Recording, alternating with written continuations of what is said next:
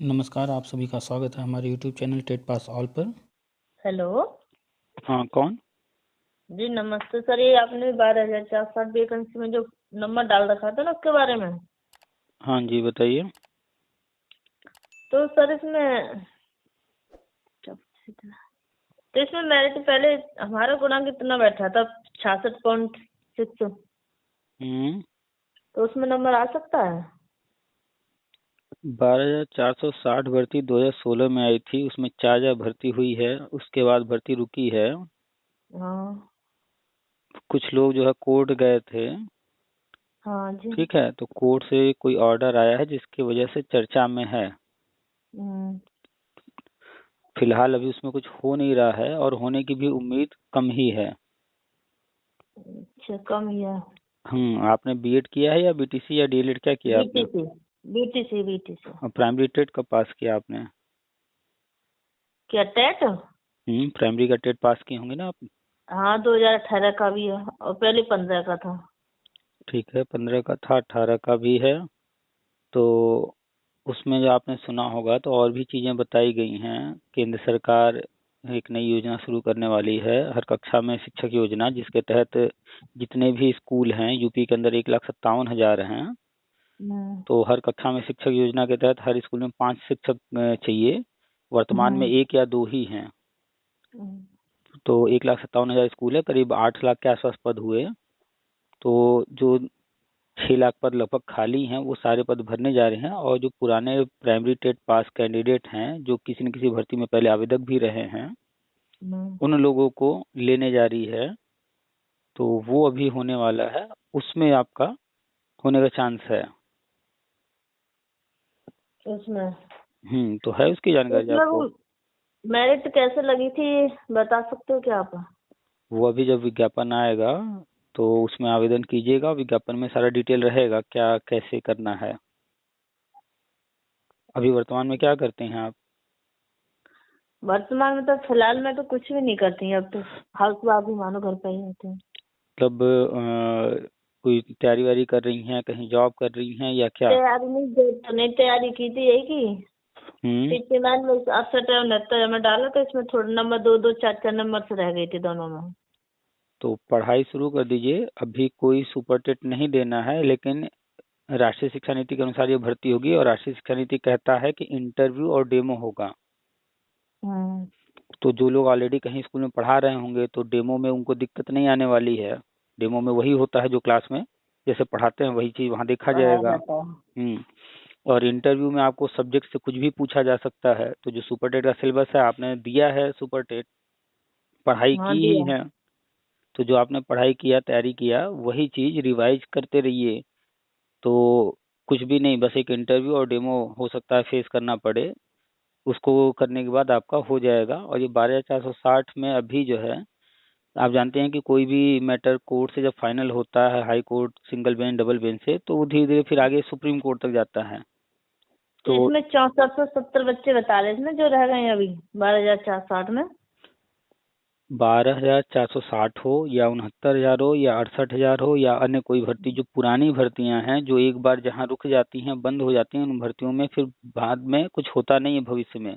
आप कोई भर्ती हम्म। उठाकर पुराना देख लीजिएगा, 69,000 में ही देख लीजिए, लोग जो कितना धरना वगैरह सब क्या कर रहे हैं, कुछ हो रहा है क्या? कुछ नहीं हो रहा फिलहाल में तो। और 12,460 से पहले भी न जाने कितनी भर्तियां आई, वो लोग भी हाई कोर्ट, सुप्रीम कोर्ट, कहाँ कहाँ से गए, ऑर्डर लेकर आए, आज तक कुछ हुआ? 2017 में एक ऑर्डर आया था, 72,825 भर्ती आई थी 2011-12 में। उस वक्त सुप्रीम उसमें भी कोर्ट अब ऑर्डर आया, कुछ भी उसमें भी नहीं आज है। तक कुछ नहीं हुआ। तो कोर्ट ऑर्डर से कुछ होता नहीं है। अभी जो चर्चा सुन रही हैं, ये इस वजह से है कि एक कोर्ट ऑर्डर आया है।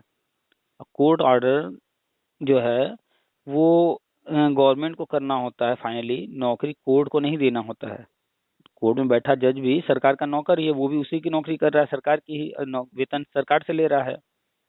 सही तो बात। एक नौकर क्या अपने मालिक पर जो है दबाव बना सकता है, भैया आप और लोगों को नौकरी दो? नहीं ना। नहीं। कोई भी नहीं। आपको अपने घर में नौकर रखना है, 1 रखना है, 10 रखना है, ये आप तय करेंगे या आपके घर में कोई नौकर काम कर रहा है वो तय करेगा? नहीं, घर के ही करेंगे तो, नौकर हम्म थोड़ी करेंगे। हाँ, मालिक ही करेगा। तो कोर्ट का काम, कहीं विवाद है, कोई समस्या है, उसका एक रास्ता निकालना न कि किसी को नौकरी देना दिलाना। ठीक है, तो कोर्ट का ऑर्डर जो आया है उसके वजह से चर्चा में थोड़ा है, उस पर ध्यान मत दीजिए। ऐसे बहुत सारे कोर्ट ऑर्डर लेकर के 2004 भर्ती वाले, 2007 2008 भर्ती वाले, वो लोग आज तक बैठे हुए हैं। मुलायम सिंह की सरकार आई चली गई, मायावती की सरकार आई चली गई, अखिलेश की सरकार आई चली गई, योगी जी की सरकार एक बार आई और दोबारा ये चल रही है। तो 2004 वाले आज तक कोर्ट ऑर्डर न जाने कितने कोर्ट ऑर्डर लेकर बैठे हुए हैं, आज तक कुछ नहीं हुआ। कोई सरकार नहीं करती है, चाहे कोई सत्ता में आ जाए। पुराना जो मैटर जहां बंद वो वहीं बंद, अगर हो गया तो किस्मत है। वैसे आज तक का रिकॉर्ड है कि किसी भी पुरानी भर्ती में बाद में कभी कुछ हुआ नहीं है। तो हम तो यही मान के चल रहे हैं कि कोर्ट ऑर्डर का कोई मतलब नहीं है, क्योंकि चर्चा में बना हुआ है। कारण क्या है कि कोर्ट ऑर्डर आया, अखबार वालों ने खूब न्यूज छाप दिया तो चर्चा में आ गया। वो कुछ दिन चर्चा रहेगा, फिर धीरे धीरे मैटर फिर शांत हो जाएगा। फिर वही लड़के जो है कोर्ट ऑर्डर लेकर के घूमते रहेंगे, सुप्रीम कोर्ट मैं वही जाएंगे। दिखा रही हूँ सर कि 3 महीने में क्लियर होने वाली है। तो 3 महीने में क्लियर होने वाली इस तरह का ऑर्डर न जाने कितनी बार आया। वही तो बता रहे हैं कि पहले कभी कुछ हुआ क्या किसी भर्ती में। सही बात है, पहले कुछ भी नहीं हो पाया। तो जब सरकार को ही सब कुछ करना है तो सरकार क्यों अलग अलग पुरानी भर्तियों को इस तरह से करेगी। अब वो नया विज्ञापन निकालेगी और आप उसमें आवेदन करेंगी तो 500 1000 रुपये देंगी कि नहीं सरकार को। सही बात है, हाँ। तो अब आप बताइए कि वो आपको पुरानी भर्ती में नौकरी दे, पुराना उतना मैटर उठा करके चले हर चीज करने, या नया विज्ञापन निकाल निकाल करके आगे पैसा भी लेते रहे और काम भी करता रहे। तो क्या सरकार के नजरिए से देखिए, सरकार क्या करना चाहेगी। कोई भी कुर्सी पर बैठा रहेगा तो वो तो यही सही चाहेगा बात ना है कि ना। फिर से फॉर्म भरवाएं फिर पैसा लें, पैसा आता रहे। तो यही कारण है कि कोई भी राजनीतिक पार्टी, चाहे मुलायम जी आए, चाहे मायावती जी आए, चाहे अखिलेश आए, चाहे ये योगी जी, कोई भी आया गया, कोई भी पुरानी भर्ती में इंटरेस्ट नहीं लेता है। क्यों? क्योंकि उससे कोई फायदा नहीं है। बल्कि नया विज्ञापन निकालेंगे तो नाम होगा कि हाँ इन्होंने इतनी भर्ती किया, और पुराना करेंगे उसमें ये होगा कि उस सरकार ने किया था, तो नाम भी नहीं होगा। इसलिए कोई भी पुराना नहीं करता। और पुराना करेंगे तो 1 रुपया कहीं से आना नहीं है, नया फॉर्म भरवाएंगे तो पैसा भी आना है। ऐसा ही है। तो आप पढ़ी लिखी हैं, समझदार हैं, तो इन चीजों को समझिए एक एक चीज को, कि कोई क्यों पुराना चीज करना चाहेगा। इसी वजह से तो जितनी पुरानी भर्तियां हैं कोई हाथ नहीं लगाता। तो पुराना नहीं होना है। हाँ ये है कि ये गवर्नमेंट पुराने जितने मैटर हैं उनको सॉल्व करने के लिए, खत्म करने के लिए एक रास्ता निकाली है कि जो हर कक्षा में शिक्षक योजना है उसके तहत जितने भी पुराने कैंडिडेट हैं उनको नियुक्ति देना है। और इसका प्रमाण ये है कि आपका जो 2015 वाला टेट है वो 5 साल में एक्सपायर हो गया था 2020 में, लेकिन अभी वो फिर से वैलिड है। क्यों? क्योंकि लाइफ टाइम कर दिया गया है। और ये लाइफ टाइम किया क्यों गया है? क्योंकि केंद्र सरकार ने ये किया है, और केंद्र सरकार एक योजना लेकर आने जा रही है, हर कक्षा में शिक्षक योजना। उसके तहत पुराने कैंडिडेट्स को इंटरव्यू डेमो हो सकता है ले, उसके माध्यम से नियुक्ति दे। तो आप नियुक्ति से बस एक कदम दूर हैं, और वो है अगर इंटरव्यू डेमो होता है तो उसको आपको पास करना पड़ेगा। तो आप कहीं स्कूल में पढ़ा नहीं रही हैं तो आपके प्रैक्टिस में नहीं है डेमो, आप पढ़ेंगे नहीं तो फिर सब्जेक्ट से दूर हैं। तो जो 69,000 में आपने पढ़ा था वही सब रिवाइज कर जाइए और प्रैक्टिस करते रहिए डेमो के लिए। सीटेट का फॉर्म आया, भर रही हैं? नहीं डाला सर, नहीं डाला। तो पैसा न देखिए, 1000 1200 रुपए लगाइए, फॉर्म भर दीजिए। फॉर्म भरने से ये होगा कि आपको एक टारगेट मिल जाएगा कि हमें पढ़ाई करना है, ये एग्जाम देना है। और आप पढ़ाई करेंगे और फिर जब एग्जाम में जाएंगी, पेपर देंगी, तो आपको पता चलेगा, आप अपना मूल्यांकन कर पाएंगे कि हम कितने तैयार हैं, हमारा कितना पढ़ाई अभी है, कर चुके हैं, और कितना पढ़ना बाकी है। फॉर्म भर दीजिए और तैयारी कीजिए। इंटरव्यू डेमो हो सकता है हो, अगर नहीं होता है तो पढ़ाई तो कहीं बेकार जाना नहीं है, तब तो अच्छी बात है। नहीं होगा डायरेक्ट हो जाएगा तो। लेकिन अगर इंटरव्यू डेमो होगा और आप उसमें अच्छा नहीं कर पाएंगी परफॉर्म, तो फिर दिक्कत होगा। होगा कि नहीं? सही बात है आपकी। तो 12,460 में क्या हो रहा है वो जानकारी लेते रहिए, नज़र उस पर रखिए। लेकिन उसमें उम्मीद मत कीजिए, हो गया तो अच्छी बात है, लेकिन उम्मीद हमें नहीं है 1% भी कि उसमें कुछ होना है, क्योंकि पुरानी भर्तियों में कुछ होता नहीं है। और जो केंद्र सरकार की नई योजना आने जा रही है, राष्ट्रीय शिक्षा नीति 2020 में आया था, उसी के तहत नई योजना शुरू होनी है, और उसी के लिए टेट को आजीवन किया गया 2021 में। इसमें तो ये वो दिखाते ALU शिक्षक भर्ती संविदा पे, ये क्या होता है?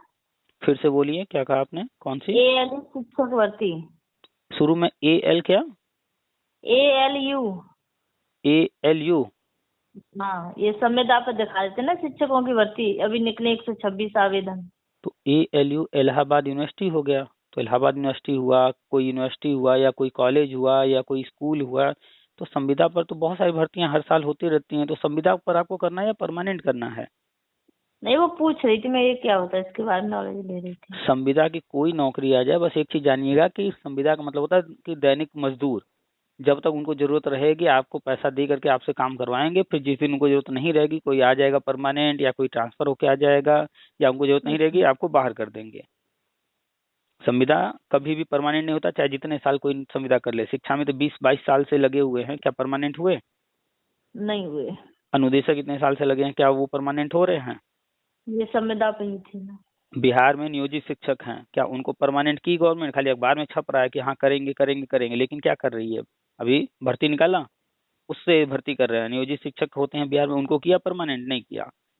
एमपी में अतिथि शिक्षक होते हैं, वो भी संविदा वाले हैं, क्या उनको परमानेंट किया जा रहा है? कहीं भी संविदा वाले कभी भी परमानेंट नहीं होते हैं। वो जब तक उनका मन करेगा तब तक योजना चलाएंगे, और फिर जिस दिन उनका मन करेगा योजना बंद कर देंगे, तो फिर आप बाहर। एक प्रेरक योजना हुआ करता था यूपी में। और शिक्षा में तो ऐसे ही तो हुआ, पहले परमानेंट करने के बाद ही तो हटा दिए सब। परमानेंट करने के बाद नहीं हटा दिए, अवैध परमानेंट करने के बाद कोर्ट ने हटाया। परमानेंट तो करने का कोई नियम है ही नहीं है। अब एक सरकार जो है, अखिलेश सरकार, उनको जो है नियम विरुद्ध जा करके ये गलत तरीके से उन्होंने किया। तो जब भी कोई चीज गलत तरीके से होगा तो कोई न कोई जो है उसको चैलेंज कर ही देगा कोर्ट में, आज नहीं कल वो रद्द हो ही जाएगा। तो क्या हुआ, उनका रद्द हो गया ना। क्यों? क्योंकि संविदा बिल्कुल। को परमानेंट करने के लिए डायरेक्ट कोई नियम बना ही नहीं है आज तक। कहीं भी अगर किया गया है परमानेंट, तो जो है उसके लिए कुछ वहां पर अलग से छूट वगैरह दे करके भर्ती लाई गई होगी, उस भर्ती के माध्यम से किया गया होगा। डायरेक्ट कहीं नहीं संविदा परमानेंट होता है। कहीं अगर कोई चीज सुन रही हैं तो सिर्फ सुनिए नहीं, उसकी पूरी जानकारी रखिए, नहीं तो ऐसे ही कंफ्यूज रहेंगे कि हाँ परमानेंट किया गया था। परमानेंट नहीं किया गया था, अवैध परमानेंट किया गया था, अवैध तरीके से, गलत तरीके से। ठीक है, तो 12,460 की जानकारी लेते रहिए, लेकिन उससे उम्मीद मत कीजिए।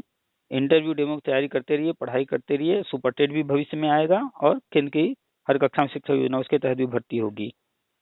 ठीक है। ठीक है, ठीक है। अब इसमें नई वैकेंसी निकल सकती है तो फिर? राज्य सरकार सुपर टेट के थ्रू ले रही है भर्ती, वो अपना कराएगी ही। 25,000 50,000 जो भी भर्ती आए, राज्य सरकार सुपर टेट लेकर आएगी। केंद्र की हर कक्षा में शिक्षक योजना, उसके तहत जो है वर्षवार नियुक्ति होनी है। पहले चरण में करीब करीब 3 लाख पद होने हैं भर्ती, 3 लाख पदों पर। तो 3 लाख पद जो है वो 2011 से 2018 तक के लोगों को लेने की योजना है, इसीलिए टेट को, सी टेट को आजीवन किया गया है। तो आप 15 भी पास हैं, 18 भी पास हैं, तो आप तो पहले चरण में आ रही हैं। तो उस पर भी नजर रखिए, उसकी भी जानकारी लेते रहिए। और 12,460 में होना तो नहीं है कुछ, लेकिन फिर भी उस पर नजर रखिए, अगर कुछ होता है तो उधर भी प्रयास कीजिएगा। ठीक है। ठीक है, ठीक है। चलिए, और कुछ तो नहीं? नहीं, ठीक है। तो और कुछ होगा तो इस नंबर पर कांटेक्ट कर लूंगी फिर। चलिए ठीक है, रखते हैं फिर। ठीक है, नमस्ते। नमस्ते।